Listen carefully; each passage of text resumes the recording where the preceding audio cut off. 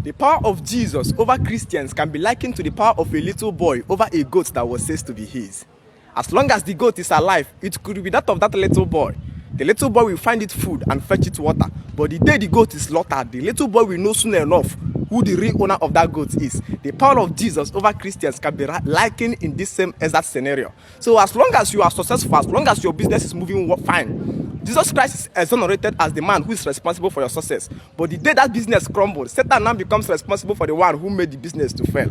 So as long as you are healthy and in your full health state, Jesus Christ is exonerated as the man who makes you healthy.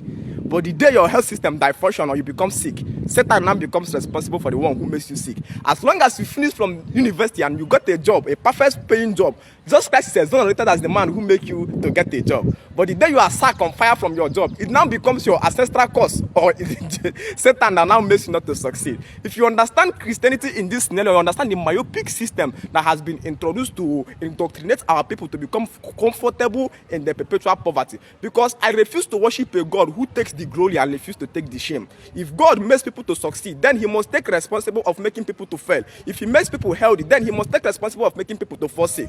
If you understand God in this scenario, then you understand the stupidity that has been handed over to Africans. Now we have a brother from Anambra State who is called P2B, who agitated or contested to become one of our presidents a few months ago in Nigeria.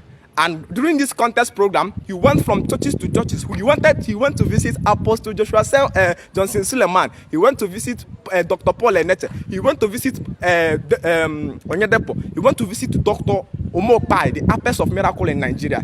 Now, all of them prayed and anointed P2B. Assuming P2B won that election, the name of Jesus Christ would have been exonerated around the whole Nigeria as the one who enthroned a poor Igbo Anambra man as a president of Nigeria. But now that P2B did not win, it now becomes the fault or the power of INEC to sabotage the election. That means INEC has the power to sabotage election only when it did not function well, or to decide the ruler only when it did not function well. But assuming president of Nigeria was declared by INEC to be P2B, INEC couldn't have taken the glory. The people that Christian would have taken the glory is Jesus Christ. But P2B or president of Nigeria. So Jesus Christ can only take the glory or can only rest upon exist in your life when you are successful. But when you begin to fail, Jesus Christ refuses to take responsibility of your failure. I refuse to worship such a myopic God. You know, what happened is that it is very, very stupid or unreasonable to believe that somebody come to die for your sin, and at the same time you will go to hell for that same sin. It's just like telling me that somebody has paid for my house rent, and at the same time I am under superstition of fear of my landlord sending away my properties outside. I hate Christianity from the depth of my heart because they introduce a monopoly system of prosperity.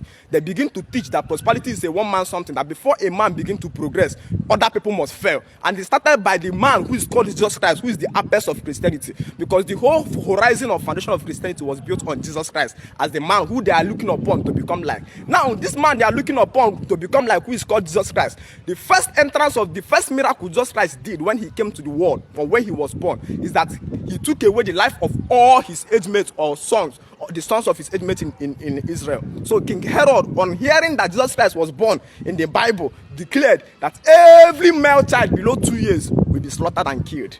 That means the first miracle or the first thing Jesus Christ did for coming to the life, that he took away all the life of his age mates. That means before Jesus Christ could exist, his age mates have to die. So Jesus Christ automatically in Israel, they don't have any age mate. That means when Jesus Christ is doing birthday, Jesus Christ is the only one that celebrates birthday within the space of 2 years in Israel.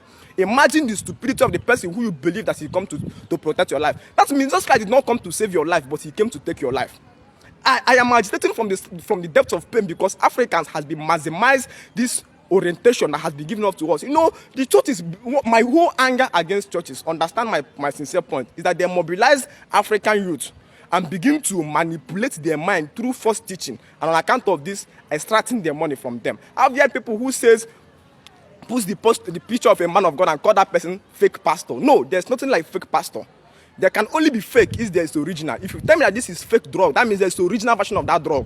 A fake can only exist when there is a original passion of this thing, and there is no single pastor who preaches sincerity, because all pastors believe in heaven, and anything that promises people a better life after death is false illusion. That means all of them are fake. So the whole concept of fake pastor does not exist. What we have is demonic pastors, or satanic pastors, or witchcraft pastors. We don't have fake, because once we have fake, we must have original.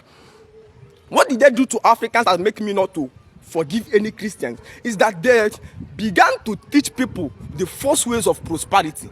They began to teach people the false ways of health. They began to teach people the false ways of safety. I will never forgive any. In fact, pastors have killed and wasted more life than Biafran war in Igbo land. I thank the Supreme Universe. I thank nature for exposing me to light, and I have seen light. Therefore, I must lead a generation away from this darkness. You know, there is a great pain in my heart when I realize that a man of God who bought a generator that employed over 5,000